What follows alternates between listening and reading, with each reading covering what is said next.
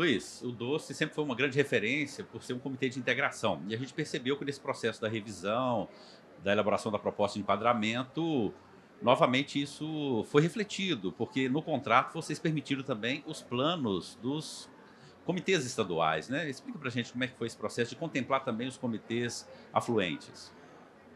Sinise, é um processo muito interessante e muito importante. Acima de tudo, é muito importante, porque a Política Nacional de Recursos Hídricos, a Lei 9433, ela tem a bacia, toda a bacia, como a unidade territorial de aplicação da Política Nacional de Recursos Hídricos. Toda a bacia, né? O rio principal e os seus afluentes. Então, esse processo de integração ele é muito importante porque não há divisão, o rio não se divide, né? Então, tem que conversar, tem que participar, tem que discutir condições de gestão, de regulação, de entrega, de forma conjunta, né? De toda a bacia hidrográfica. Isso é o plano de recursos hídricos. O plano é extremamente importante. Planejar é uma coisa importante, né? Para saber a água que se tem, a água que se pensa no futuro, conflitos de uso pela água, tudo isso o plano traz para si para tentar equacionar, fazer uma grande concertação do uso da água na bacia, da preservação da bacia hidrográfica, em acordo com os princípios da Política Nacional de Recursos Hídricos. Então, essa experiência do Doce, ela serve de referência, como foi também no Paraíba do Sul, para todo o país.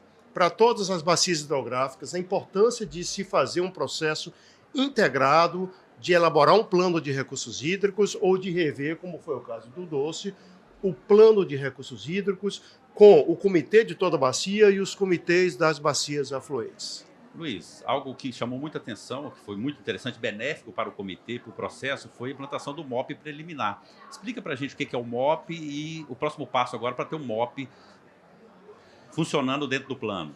Eu vou explicar, Senise, falando da importância do planejamento. O planejamento é uma coisa muito importante para as políticas públicas, no nosso caso, a Política Nacional de Recursos Hídricos. O desafio de você rever um plano de recursos hídricos, né, elaborado lá atrás, como falou aqui o presidente do comitê, Flamínio, sem parar as ações que estão em curso no plano, é um desafio muito grande, né? Você vai rever metas, rever ações, priorizar ações, mas não pode parar aquilo que está dando certo. Por isso se criou o instrumento de forma inédita no Doce, do MOP, o MOP transitório. O MOP que você vai criar depois esse manual operativo, que é o produto final da revisão do plano de recursos hídricos, que é um manual que ele sintetiza o plano de recursos hídricos. Ele prioriza as ações do comitê para curto e médio prazo. Então, essa é a importância do manual operativo. Você condensa ali as ações, porque o plano ele pensa em ações de curto, médio e longo prazo. E o manual operativo, o MOP, ele traz as ações de forma detalhadas que se tem que fazer a curto prazo e a médio prazo.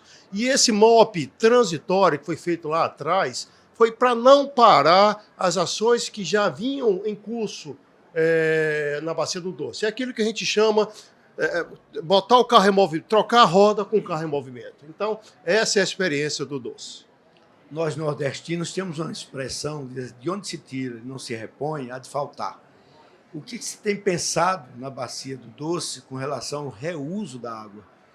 A gente viu ali em Campinas que tem um processo bom, mas a gente não vê muito essa discussão no nosso meio, no Incob, principalmente. O reuso da água é um desafio não só para a Bacia do Doce, não só aqui para o Nordeste, para o semiárido, é um desafio para todo o país. O reuso ele é muito importante porque você tem um impacto direto sobre os rios, sobre os nossos rios aqui no país, tanto do ponto de vista quantitativo, quanto do ponto de vista qualitativo. À medida que você, por exemplo, pega um efluente doméstico, um esgoto doméstico, você trata ele, ao invés de lançar no corpo d'água e levar carga poluidora, mesmo que tratada, para o corpo d'água, você pode estar pegando esse efluente tratado e usando, por exemplo, na irrigação. Aquilo que se chama de fertirrigação. Você está levando água e nutrientes característicos do esgoto doméstico para a irrigação. Claro que há um tratamento para isso. Então, é onde a indústria faz isso, por exemplo. Né? A indústria tem esse processo, né, algumas indústrias, né, de reuso da água de forma a economizar água. Tratar, reutilizar dentro do seu processo industrial. A indústria é um bom exemplo para isso. E também precisamos caminhar sobre a questão do esgotamento sanitário. Precisamos fazer o reuso desses esgotos sanitários, porque vai evitar o lançamento de carga, mesmo que tratada nos corpos hídricos, e utilizar os nutrientes para a irrigação.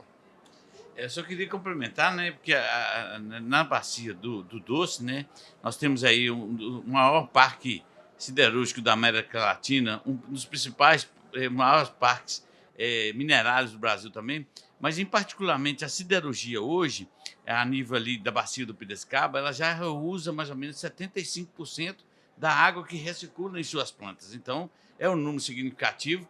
Né? Temos uma outra discussão que surgiu dentro do Comitê da Bacia do Santo Antônio, onde há um mineroduto que, né, faz até transposição, ele vai de Conceição do Mato Dentro até a cidade, no Porto Açu, no Rio de Janeiro, e era sempre uma questão que o comitê discutia isso.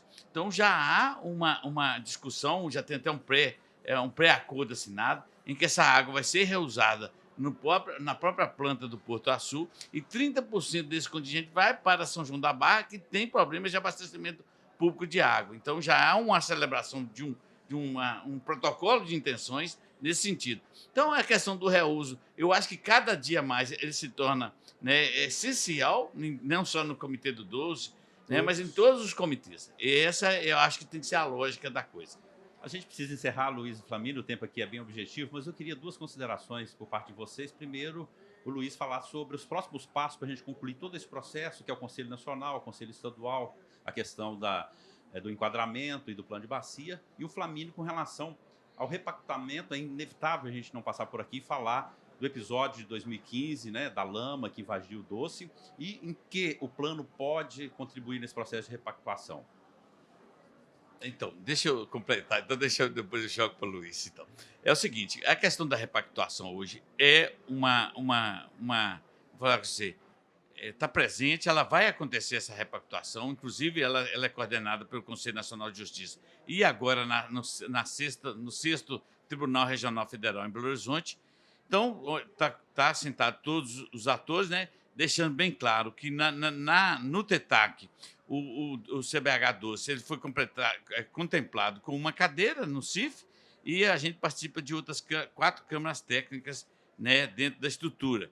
Então, agora, com essa repactuação, a gente tem conversado com vários atores, igual eu falei aqui no CNJ e no tribunal, mas a gente teve também na própria Agência Nacional de Águas, na Casa Civil, Ministério das Cidades, Ministério de Minas e Energia, a gente defendendo que, primeiro, o plano seja o balizador dessa repactuação, que seja o documento que vai nortear todo esse acordo de repactuação. Outra coisa que a gente defende, que os recursos dessa repactuação sejam empregados na bacia do Doce, que é importantíssimo, porque a gente tem com a bacia para reparar e compensar não só o dano causado, mas recompensar por todas as atividades que teve ao longo do tempo, principalmente com mineração. Então, a gente defende isso. E eu apondo também a nossa agência hoje, que tem trabalhado muito com direcionamento para o saneamento, de ser também um ator principal nessas tratativas para a questão do saneamento. Senise, eu vou finalizar aqui a fala nesse importante podcast aqui, conversando com vocês, dando 3 destaques. Primeiro que a Bacia do Doce, enfim, é uma bacia com todos os instrumentos da Política Nacional de Recursos Hídricos implementados. Eu vou dar um destaque aqui a um instrumento chamado cobrança pelo uso da água. Aliás, tema deste encontro. A cobrança ela é muito importante, porque além de induzir ao uso racional da água, ela traz elementos financeiros, inclusive, para que o comitê, né, e o seu braço técnico e administrativo, que são as agências de águas, ou melhor, as entidades delegatárias com funções de agência de água, consigam se estruturar e fazer a gestão dos recursos hídricos na bacia. Os comitês precisam aprovar esse instrumento, cobrança pelo uso da água para ter sustentabilidade e para ter independência para fazer a gestão dos recursos hídricos no seu território. Segundo, a revisão do plano de recursos hídricos na Bacia do Doce. Isso é extremamente importante, planejar é algo muito importante, você se vê na bacia e o comitê é quem mais entende do seu território. É o comitê, nesse caso aqui o comitê